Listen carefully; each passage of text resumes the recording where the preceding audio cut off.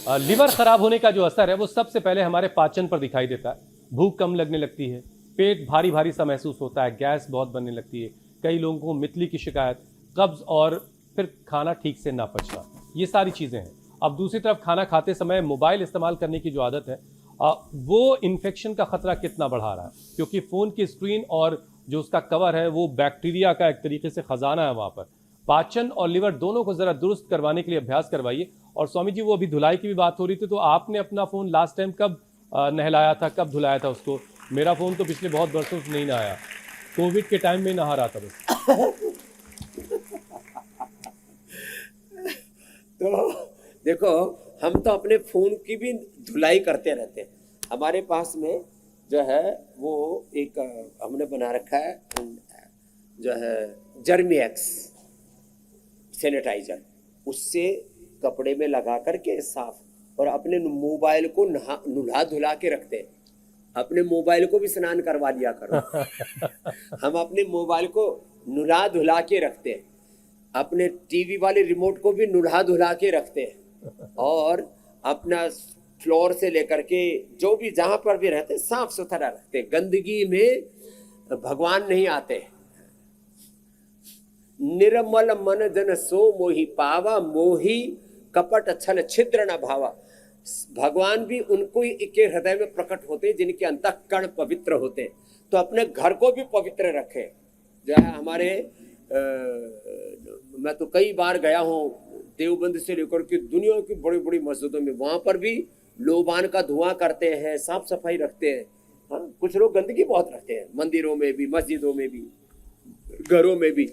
किसी के घर में तो मैंने देखा, अरे आप तो मोबाइल की और उसकी बात कर रहे थे, किसी किसी के घर में चम्मच थाली कटोरी बड़ी वो उसमें कारीगरी सी होती है, क्या डिजाइन वाली, और उनमें अंदर गंदगी घुसी है।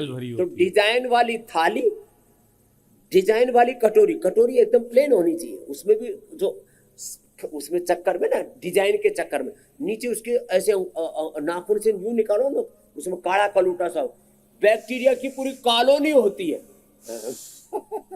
ये थाली कटोरी चम्मच भी एकदम क्लीन होनी चाहिए। और पहले तो राख नींबू आदि से साफ करते थे, आजकल हमने देखो ये आज इसलिए रख रखा है, ये सौदा बहुत जोरदार है। राख नींबू, नींबू की चमकार, पतंजलि सुपर डिशवॉश बार, ऐसे 80 चीज़ों से साफ सफाई करनी चाहिए। गुनाइल, फिनाइल नहीं तो हर तो ये कोई पतंजलि का प्रचार नहीं हो रहा है, ये सफाई के लिए भी अच्छी चीज़ें प्रयोग में लाओ। हाँ, और कपाल भात तो हम तो अपने भीतर भी सफाई करते रहते हैं, संख प्रक्षालन, कोलन थेरापी, बस्ती आदि, इसलिए देखो हमारा तो पेट ऐसे ही है। अच्छा स्वामी जी, एक बार भी भगवान की कृपा से हमें कोई फूड इन्फेक्शन नहीं हुआ। ये नहीं तो लोगों को जहां देखो उल्टी, दास, फूड पॉइजनिंग, पता नहीं क्या क्या हो जाता है। तो अपना बढ़िया रखो। अनार रोज खाता हूँ, अनार। स्वामी जी, फोन की बात तो लोगों को समझ में आ गई कि फोन कितना गंदा रहता है और उसे भी हाइजीन करके रखने की जरूरत है। लेकिन स्वामी जी, रसोई घर जहां बनने वाला खाना हम सबको सेहत देता है, और आयुर्वेद ये कहता है कि खाने में ही ऊपर वाले ने सेहत को छिपा के रखा अगर अच्छे तरीके से खाने का इस्तेमाल किया जाए। लेकिन बहुत सारे लोग ये जानते भी नहीं कि रसोई घर में सेहत का खतरा भी छिपा हुआ है।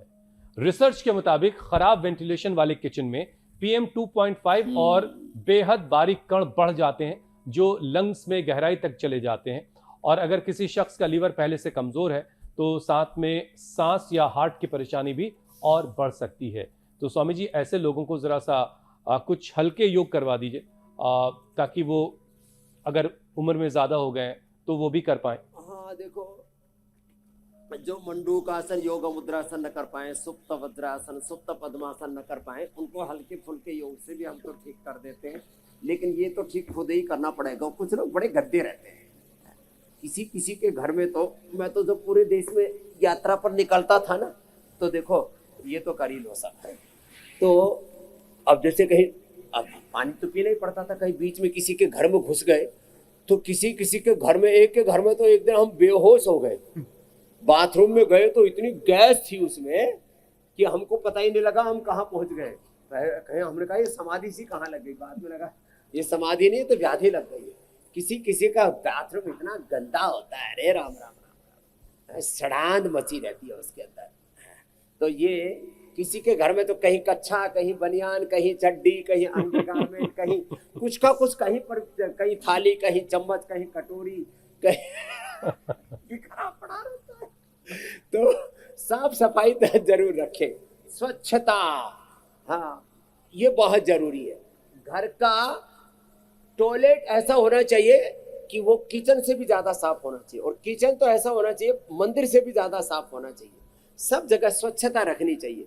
अरे बाकी तो और छोड़ो, किसी किसी के तो, एक बाबा जी बोले बड़े सिद्ध महात्मा है, उनके पेट में ढेरे पड़े हुए, जो पड़ी हुई, सड़ांध बची हुई। मैंने कहा ये तपस्या हमको नहीं चाहिए भैया, ये तो लगता है थोड़ी देर में बाबा जी का जीते जी मोक्ष हो जाएगा।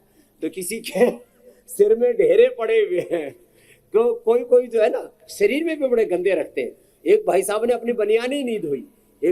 एक सच में हमारे गांव में, एक जहां हमारा जन्म हुआ वहां एक भाई साहब ने अपना कोट नहीं धोया 30 साल से। बोले धोते इसकी गर्मी निकल जाएगी।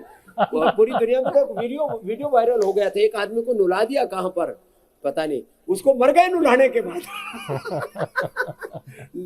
नुलाया धुलाया, उसके कपड़े साफ किए, वो इतनी गंदगी में रहने की आदत पड़ गई, तो उसके बाद मर ही गया हूँ। नेट के ऊपर बड़ा वायरल हुआ था। तो ये गंदगी वाला मामला तो साफ करना पड़ेगा। टाइम बहुत हो गया स्वामी जी, बस जरा सा एक प्राणायाम का सेशन कर लेते हैं, और प्राणायाम के जरिए लीवर को कैसे फायदा पहुंचाया जा सकता है स्वामी जी, बस ये बताइए, उसके बाद फिर आपसे अनुमति लेंगे।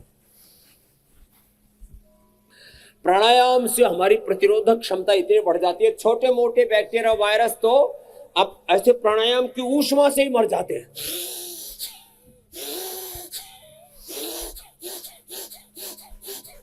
जब आपके शरीर की इम्यूनिटी अच्छी होती है, देखो गाय भैंस तो तालाब का पानी भी पीती है तो भी उसको इन्फेक्शन नहीं होता। तुम तो शुद्ध पानी, क्या आरओ वाटर पीते हो, उसमें भी तुम्हें दस्त लगे रहते हैं। क्यों? तुम्हारी इम्यूनिटी खराब। तो अपनी इम्यूनिटी बढ़ाओ। जानवरों से भी, डांगरों से भी ज्यादा, गाय भैंस से भी ज्यादा इम्यूनिटी तुम्हारी मजबूत होनी चाहिए। और यहाँ तो हमारी इम्यूनिटी एकदम ठप्प हो रखी। तो भस्त्रिका करो, कपालभाति करो, और हो सके तो बाह्य प्राणायाम,